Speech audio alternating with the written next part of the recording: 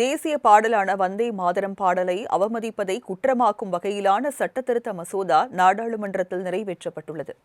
வந்தே மாதரம் தேசிய பாடலை அவமதிப்பதை குற்றமாக்கும் வகையில் தேசிய மரியாதை அவமதிப்பு தடுப்பு சட்ட திருத்த மசோதா கொண்டுவரப்பட்டது.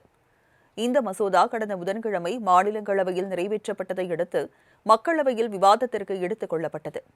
மசோதா மீதான விவாதத்தில் பேசிய மத்திய இணையமைச்சர் நித்யானந்த ராய், வந்தே மாதரம் பாடலுக்கு உரிய மரியாதையை வழங்கும் நடவடிக்கையாக இந்த சட்டம் கொண்டுவரப்பட்டுள்ளதாக தெரிவித்தார்.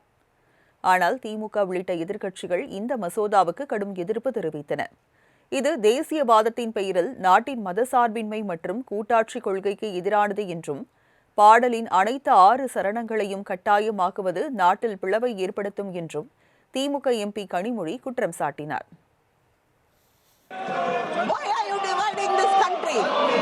You are calling anybody who opposes you as anti-national.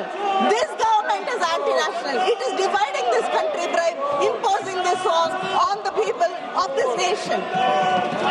Don't try to hide. This is not nationalism. DMK opposes this bill. தொடர்ந்து பேசிய திமுக எம்பி ஆர் ராசா, இந்திய பிரிவினைக்கு சாவர்கரும் வந்தே மாதரம் பாடலும் தான் காரணமாக இருந்ததாக குற்றம் சாட்டினார். அவரது இந்த கருத்துக்கு ஆளும் கட்சி உறுப்பினர்கள் கடும் எதிர்ப்பு தெரிவித்ததால் அவையில் அமளி ஏற்பட்டது.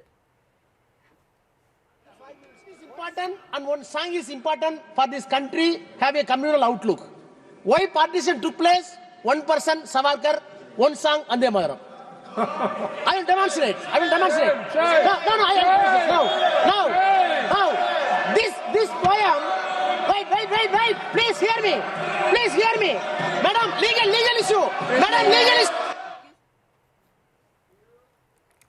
எதிர்க்கட்சிகள் கொண்டு வந்த திருத்தங்கள் அனைத்தும் நிராகரிக்கப்பட்ட நிலையில் மசோதா குரல் வாக்கெடுப்பு மூலம் நிறைவேற்றப்பட்டது. தொடர்ந்து எதிர்க்கட்சியினர் அமளியில் ஈடுபட்டதால் மக்களவை வெள்ளிக்கிழமை காலை 11 மணி வரை ஒத்திவைக்கப்பட்டது. இந்த மசோதா நிறைவேற்றப்பட்டதன் மூலம் தேசிய கீதமான ஜனகணமன பாடலுக்கு உள்ள சட்ட பாதுகாப்பு வந்தே மாதரம் பாடலுக்கும் வழங்கப்படும் என்பது குறிப்பிடத்தக்கது.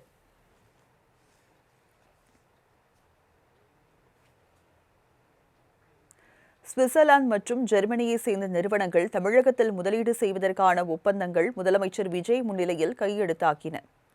சுவிட்சர்லாந்தை சேர்ந்த முன்னணி நிறுவனமான சப் சென்னையில் தனது முதல் உலகளாவிய திறன் மையத்தை அமைக்கிறது. இந்த மையம் மூலம் 220 பேருக்கு உயர்தர வேலைவாய்ப்புகள் உருவாகும். அதேபோல் ஜெர்மனியை சேர்ந்த காற்றாலை தொழில்நுட்ப நிறுவனமான நாட்டெக்ஸ் சென்னையில் ஆராய்ச்சி மற்றும் மேம்பாட்டு மையத்தை நிறுவுகிறது. இந்த மையத்தின் மூலம் 1000 பேருக்கு வேலைவாய்ப்பு கிடைக்கும். உயர்கல்வித்துறையில் ஆஸ்திரேலியாவின் முன்னணி ஆராய்ச்சி பல்கலைக்கழகங்களில் ஒன்றான மேற்கு ஆஸ்திரேலியா பல்கலைக்கழகம் இந்தியாவில் தனது முதல் வளாகத்தை சென்னை வேளச்சேரியில் அமைக்கவுள்ளது.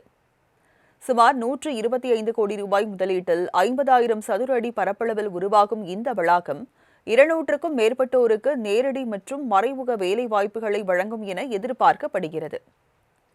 மேலும் தென்கொரியாவின் முன்னணி வாகன உதிரிபாக உற்பத்தி நிறுவனமான மோட்டிவ் லிங்க் காஞ்சிபுரம் மாவட்டம் பிள்ளைப்பாக்கம் சிப்காட் தொழிற்பூங்காவில் 300 கோடி ரூபாய் முதலீட்டில் உற்பத்தி நிலையம் அமைக்க உள்ளது. இதன் மூலம் 1500 பேருக்கு வேலைவாய்ப்பு உருவாகும்.